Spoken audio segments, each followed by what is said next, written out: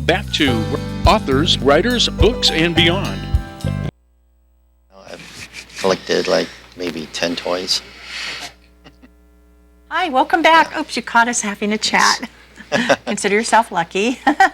Anyway, I'm going to mention too Onyx, written by an ensign in the Coast Guard, who goes on all these special things for kids. I have those first three for me, and I'm getting the new ones for Christmas. So if you think of a book, if you don't contact the station, and we'll be happy to pass the information on to Eddie. Because John was mentioning, and we're going to go to John now, that he knows someone in Colorado. Yes, good close friend. She writes for Military Writers Society. Well, I mean, she doesn't write for them. She's a children's author, but she's always involved because she's a military person. All her children's books have something to do with military. Yeah, some kind of a, daddy's gone kind of thing. Yeah, like my friend Laura Wooten, she has My Little Box of Crayons for kids whose parents are deployed, male or female, illustrated by a military brat daughter, Kelly Pennington. So keep that in mind, and please, they would love to hear you have some books for them here, too. And thank you so much, Eddie. You're welcome. Thank you very much. And John, take it away. What would you like to talk about? Everything. Well, let me talk about, because it's a military angle, I'd like to talk a little bit about that. I'm actually a second-generation paratrooper, and my son, John, same name, duh. That was about the dumbest thing I ever did, by the way, in my life. But anyhow. I don't think so. He went to Iraq. He's an Amador kid, 08, and he went to Iraq and Afghanistan. And here's a real coincidence for you. You ready for this? My dad, World War II, paratrooper, Purple Heart, was hit with a mortar. Jeez. John, Vietnam, paratrooper, Purple Heart, was hit with a mortar. That's me. Wow. My son, John, paratrooper, Iran, Afghanistan, hit with a mortar. All three of us have Purple Hearts. All three of us were hit by mortars. Now, what do you think I should tell my grandkids? I don't know. Expect. It's coming.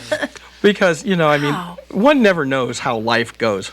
And it reminded me about when you were talking about when when you were a kid and you read. And I don't really remember much of that reading as a kid. However, I remember when I was in the 7th grade, a good friend and I, we had this little airport, kind of like Jackson's Airport, only back in those days, you just walked on. And, we walked on, we were looking at some airplanes, and this guy came out, and we said, hey, can you take us for a ride? And Brave. At 12 years old, we chartered our own airplane. It cost us $6. How cool is that? Gosh. I love that. Love it. No parental consent, nothing. We just, here's $6, and he took us for a ride. Okay, and so, see that book, and this book, and all these books all came from me chartering that ride. Because what happened to me is I absolutely fell in love with flying. And I bought, no, I didn't buy. I went to the library, I checked out, I got every book you could ever find on flying. I just could not get enough of it.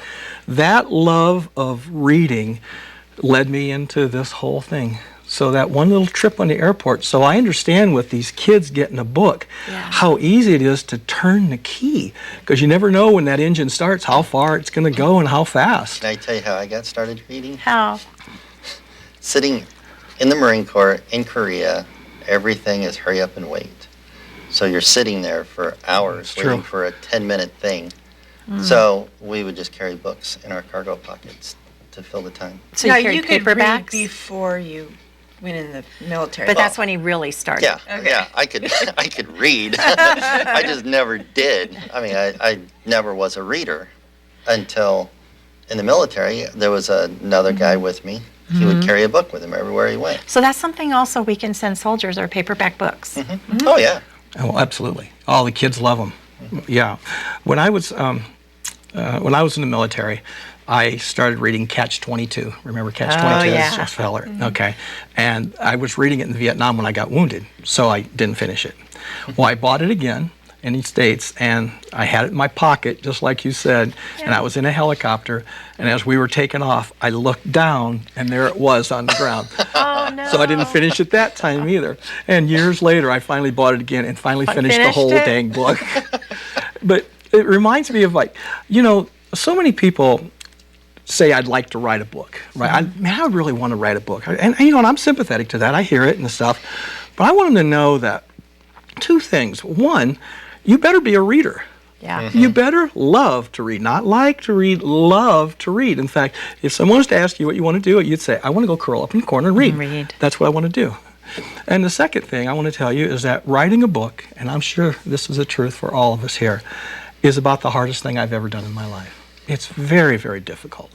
It's complex, it's complicated, you got to give up your life, essentially. It's a commitment. It is. And I heard we were talking about social media before and stuff, and I don't get on social media much. And the reason why I don't is because if I'm going to be typing, I want to be typing this stuff. Yeah. What I want to. Yeah. Can I ask how little you're on social media? Do you mind revealing that? I'm so little on it. I'm on it maybe twice a month. See? Yeah, I'm on it like Yeah. all day. Not all day, but But have you ever sold a book on social media? I mean, I just curious. That's a question. I One wanna book throw. in 5 years. That's what I'm kind of saying is that Well, I've never exactly. bought a book from social media except for when my friends say, "Hey, I've got a new book out," and then I buy Look it. up. yeah, I've done that before. My friends have a book, so I buy it.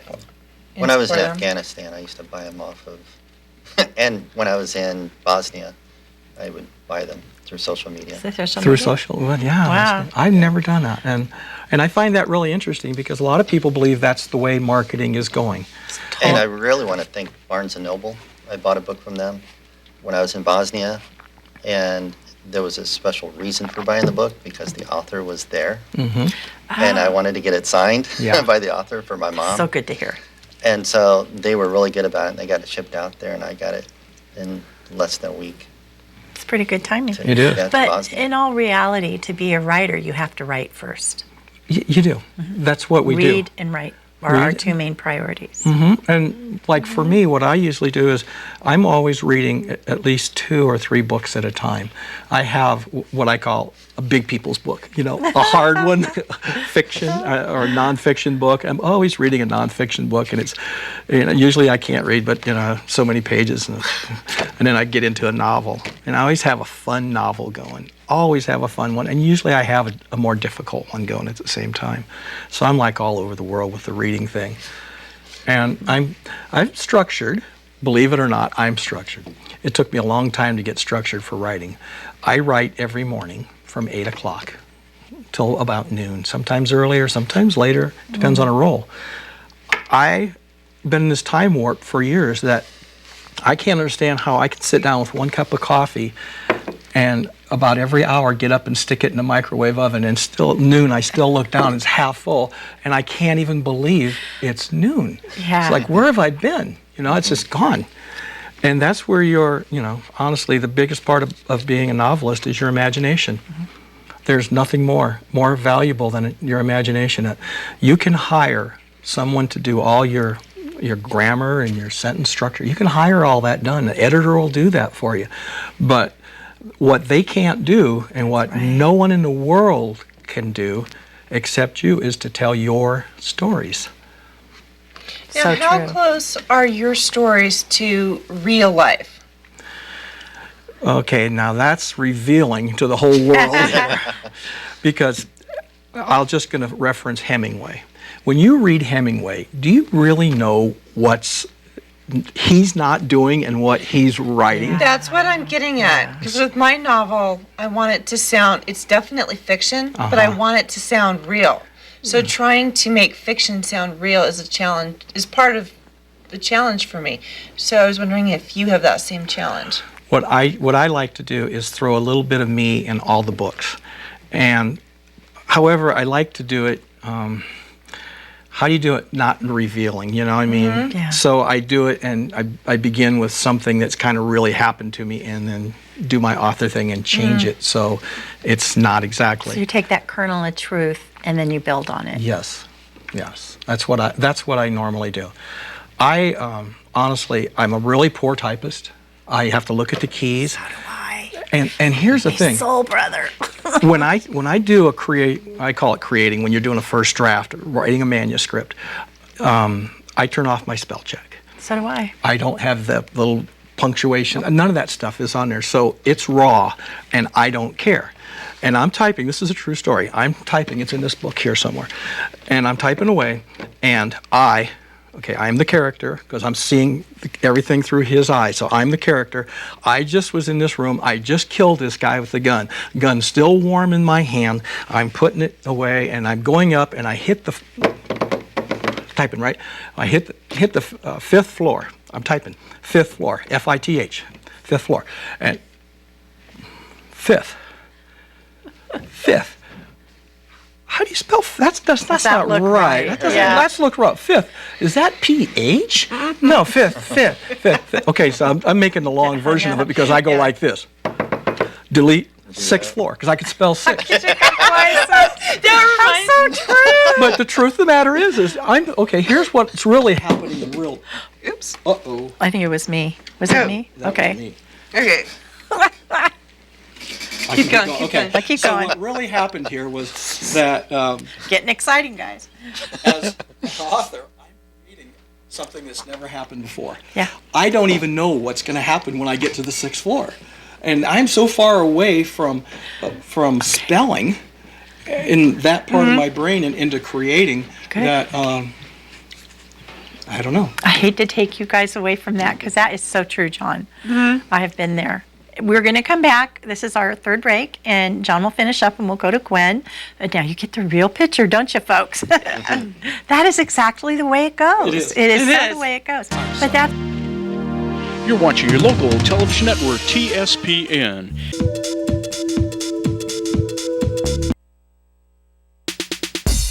You're watching Amador County's local television network, TSPN.